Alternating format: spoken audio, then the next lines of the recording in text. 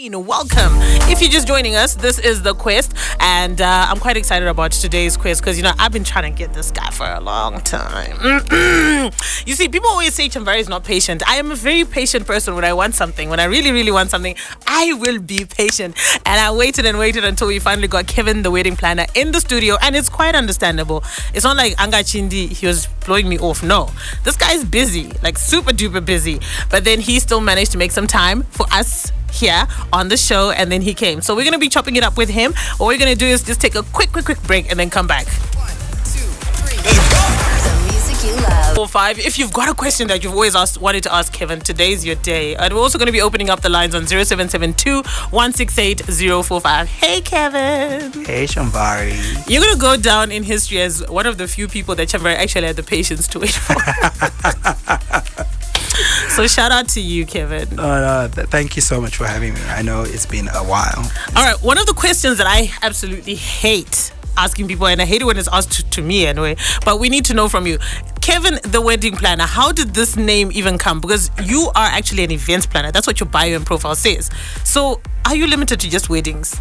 No, and you know I do so many events. I do birthdays, I do funerals even. Valentine's. Yes, exactly. Pressure. So that's also part of the work Yes, you scope. should add that to your CV. I give people pressure.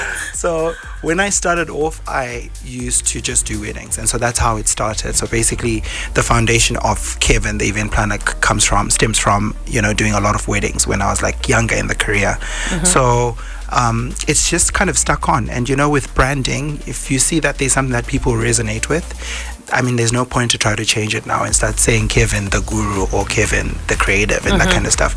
I just find that like those that want to find me for what I do will still find me, but we'll still keep the essence of Kevin the wedding planner because that's where I come from and that's what the brand is. All right. Yeah. And surprisingly, when I went through your profile, whenever someone is so good at their job, at what they do, it always starts from when they were a child. I used to like making floral arrangements. I used to do this. I used to be the planner even at church. But for you, it was a lot different. What was it like for you growing up as a child? What were your interests? The truth is, when I look back, so there was a bit of the event planning planted, but that's like something that you obviously are not very aware of. I always thought I'd be a doctor. So everything that I do in school, like my mandate would be I need to do my sciences so that I become a doctor. And so when I was doing my sciences in O-level, A-level, etc., I failed.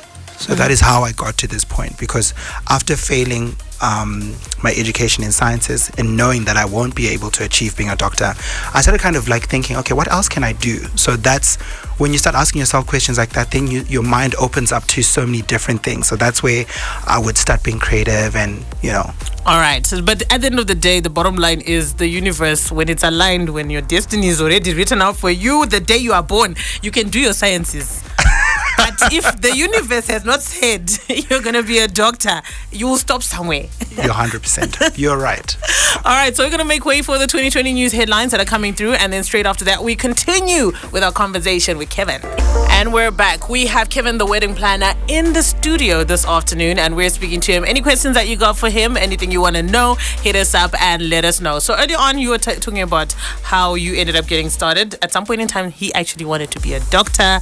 He went and did sciences at A-level. The universe said no. Your destiny is aligned in another direction. So that's how you started taking interest in event planning. What was your first event that you did? The first event that I did actually was off a Facebook inquiry. When I started off earlier, and I spoke about this at a conference that I was at in Dubai about 2 weeks ago. Because I kind of had to think about that. It's a lot of times we don't actually think about how we start. And I remember one lady inboxed me on Facebook and said, I can see the work that you've been posting is like fake news, because I'd been posting pictures of other people's work. But she said the way you put your collages together and how you're kind of designing the color schemes and stuff like that, I'm going to take a risk and I'll give you my wedding to do. And that was my first wedding. The couple were based in the UK, still are. So whenever I go to the UK, we hang out and we become really close friends, but they really were pivotal to my growth, because what that bride did is, at the end of her wedding, because I was very poor and I didn't have any resources. I didn't have a phone of my own. I used to use my aunt's phone to communicate with her. She gave me money off her cash gifts from the wedding, and she told me to buy a laptop and a cell phone. And that's basically a seed that was sown, and from then it just grew and grew and grew. And it all starts with her just having faith in you and just saying, listen, this guy, he seems to know what he's doing. Planning a wedding is never easy for anybody that has ever planned a wedding. I've attended weddings and I've seen the pressure that is there. So what was it like for you? This is your first wedding. You obviously have to impress. Did you know what you were doing? Yes. No, I definitely was very intentional about doing things right. Fortunately, I'd been a bit involved in the Zimpraise choir, so I was part of that group, and we used to help with the committee and organizational structure of putting the concerts together. So I wasn't completely blank in terms of putting things together, calling suppliers, making sure that they arrive on time. So if I look back at it, there was no disaster. It was all well put together. So I'll give that myself. It was, I didn't just fold my hands and think, oh my God, help me, because I don't know what to do. I did my part. And we agreed you are an event planner, but you started off with weddings. So at what point did you start branching out into other events? So it starts off with a client that I'd have done a wedding for, right? So I remember my first client that I did a birthday for, we had done their wedding the previous year. And she was 24. Then the next year she was turning 25, and she was like, Kev, you already know my vibe, you already know what I like, why don't you just come on board and help me with my birthday? So the only difference with the birthday is that there's no walking down the aisle and kissing of the bride and exchange of rings, but there is kissing though. Okay, if they're in a relationship. So if they're with someone, yeah. So but it's not official, So from that, you kind of then have the structures already in place. You have to have an entertainer, you have to have food, beverages, and that kind of stuff. So it's pretty much the same format, but just different type of celebration, really. With any job that you take on, with any job that anyone takes on, there is some bit of attachment that comes on, especially if you vibe, if the synergies are great. Do you ever get really, really attached with your clients to the point that, when you hear they've had their baby, you're like, oh yes, I feel like I played a part in this. Do you get that as well? 100%. I mean, it is a very difficult position to be, because the attachment also comes with some kind of entitlement as well. So it's quite dangerous. So it's hard to let go of clients, because our work is very personal, so it's always back and forth, etc. So much so that when I see a client that I've worked with working with another event planner, I feel like, girl, I thought betrayal. That type of thing. Betrayal, yeah. And in any case, I want my clients to work with other people and experience other people, so that because I know the quality and standard of what I do. And at the end of the day, sometimes I want them to also see what other people are doing, so that they can appreciate what I do for them as well. But like I said, it's because of those relationships that are formed that when, I see other events being done by the same clients with other people, I'm just like, oh my God, that could have been me. All right, we have Kevin, the wedding planner, in the studio, and we're going to be continuing our conversation with him. All right, so I got a special request from Kevin. I'm going to play him one of his favorite songs. It'll actually surprise you. It's not anything that you would think it is, but it's still a song. It's still a vibe of a song. All right, so after all of this has been done, your brand starts growing, and you start becoming popular outside of weddings. What would you say, outside of doing weddings, you're most popular for, you're most well known for? So during COVID, we went into a bit of a ditch, because we couldn't actually host events because of the statutory requirements, with gatherings and things like that. So we had to think out of the box of something else that we could do, and we started packaging flowers in flower boxes. We didn't invent that gifting service. We saw it somewhere else as well, but we packaged it in our way, and we started selling flowers. Can I just say there's no original idea under the sun? But it's how you package the idea and you reinvent the wheel. 100%. So we did that, and the business has just grown. We have a business that, delivers flowers for birthdays or Valentine's, which is the most popular one, and Mother's Day, etc. And I remember those flowers getting a lot of flack on social media when people were like, this is a ridiculous price for flowers. How is anybody going to spend not less than $400 on a bouquet of flowers which are going to wither and wilt? When it comes to the costing and the pricing of these flowers, is it because it's a brand, that's why it's expensive, or is it because these flowers, they went to private school, they get air conditioning, they like a bit of fresh cream in the morning? What is so special about these flowers?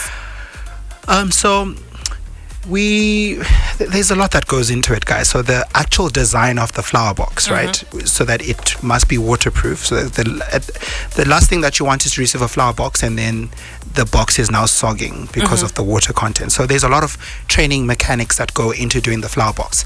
And I always say this, when you receive a flower box, you will understand, because it's not just a bouquet of flowers. The packaging, the materials that we use, and the actual flowers that we use are not, your fly-by-night side of the road flowers.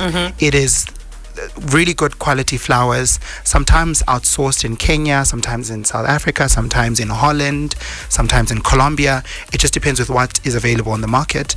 So yeah, it's a quality product, and a quality product has to cost because a of premium price. Yeah, it's that's just the pricing. All right, and I like how you defended your business at the time, and you're like, listen, those that are buying are not saying anything; they seem to be happy. And most of the times, we actually do see a lot of. I don't like to use the word socialite because they also get upset at being called socialites. But the popular girls, the it girls, they always receive flowers via your services. And is this a genuine business transaction, or it's like a influencer marketing type of situation? Because that was also brought up when this whole flower saga came up.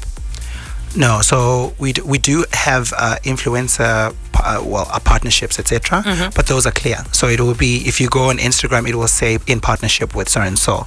But we won't pretend to send a flower box from a boyfriend when it's not from a boyfriend. I think, if anything, we haven't marketed since 2020. That was the last influencer gig that we've done. So you've been working. Yeah. So anyone who's received a flower box from 2021, 2022 has not been in some kind of arrangement. I like that. I like this is just for those that were, having questions about this. Let's talk about Forbes 30 under 30. Congratulations to you. What I actually found to be most fascinating was the fact that you made the list when you were 29. just on time. Nick of time. How did that come about, and what did it do for your brand as well and your business?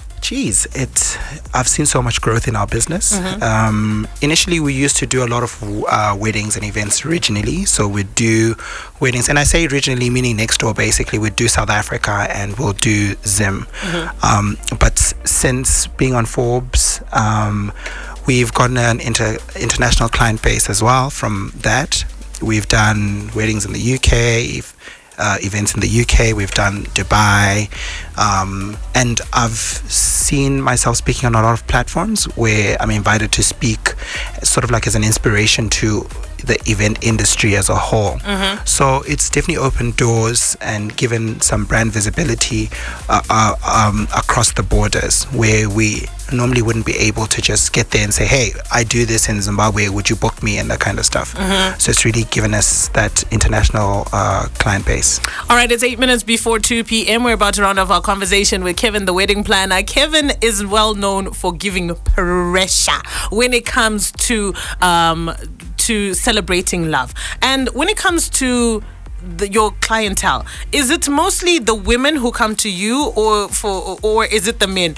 Who's the biggest side, the gender which is actually putting in the most money in an effort when it comes to celebrating love? Okay, the men are paying, but I think the women do have and I mean, we celebrate the women around our business, because I mean, it takes a girl to go to her dude to say, listen, I want that. And that's how the guys normally engage us. So I think a lot of girls do a good job on giving a hint to their husbands, their boyfriends, fiancés, etc. This is who I want to do this for me, or this is who I want to receive flowers from. And then the guys take initiative, contact us, and then we help them, because most of the times the guys will be like, so what else can I do that can make it like extra special? And then that's where we come in, and then we tell them, okay, listen, why don't you put the whole car in a box and then open it up, and that kind of stuff. Are Zimbabwean men romantic? Yes. To protect my job, I will say yes.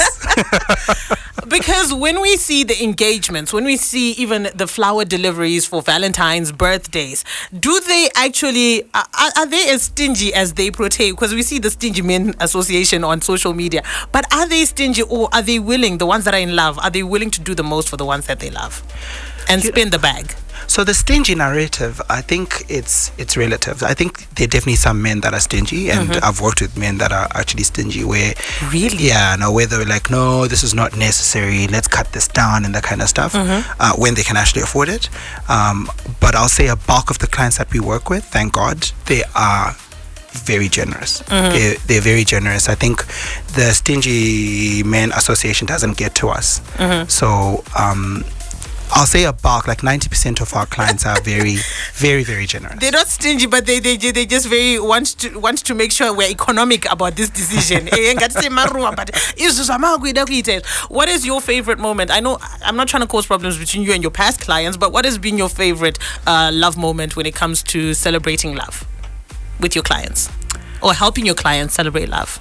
Okay, so for me, it's definitely when it's so with the wedding, you know that it's going to happen. You know the bride's going to walk down the aisle. You know they're going to kiss. But it's when the guys surprise their girlfriends. For me, it kind of gives me a high that I can't get from any other event that we do. When someone is proposing, and it's that moment where the girl realizes, no, this is actually a proposal. We're not just here for an excursion or a dinner.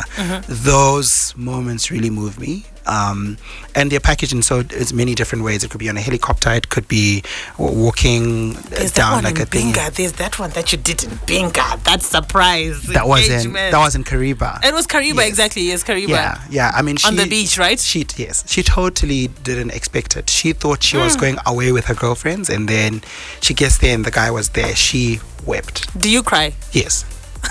Yeah, I think I've got one of the Instagram videos where I was taking a video, and then I was like, sorry guys, I'm crying. Yeah. What's the most any client has ever spent on impressing their woman, especially with these engagements and celebrations? For a single day, 10,000, I would say. Yeah. And that's for the services that we've covered. So not stuff that they've spent for themselves. Yeah. What did this 10,000 entail? In a nutshell. My fees. Well, that, and there's a lot of like this. So for instance, if I tell you for instance that Kariba proposal, right? It was a proposal between two people, but there were 17 service providers that were involved.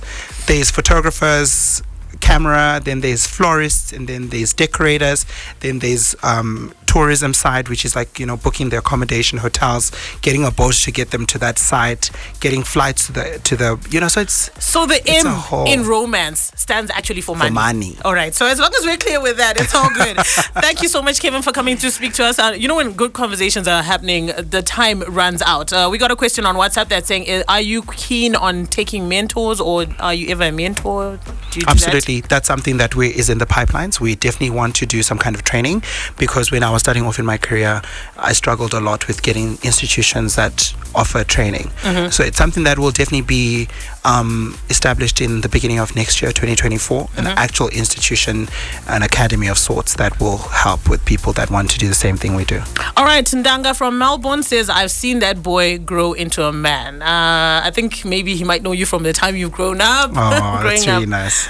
Before we go, last words to anybody that's listening, people that don't believe that everything that you do is real, those that believe that everything that you do is real. Any last words? So what I want to say, my parting words is, don't hold back. So even if it's not me as an event planner that you're going to contact, if you want to do a gesture for someone you care about, don't hold back. Contact the relevant people that can help you. People try to do it on their own, but when you get extra help, it even Mike, becomes don't hold much back better. on showing me that you love me. Don't hold back, please. Nah. Thank you so much, Kevin, for coming through. And Kevin surprisingly likes this song. Why do you like this song, Kevin? It's very rare for a guy to like this song. Because I like Kamara Brown, and yeah, it's just Achilles. Just fine.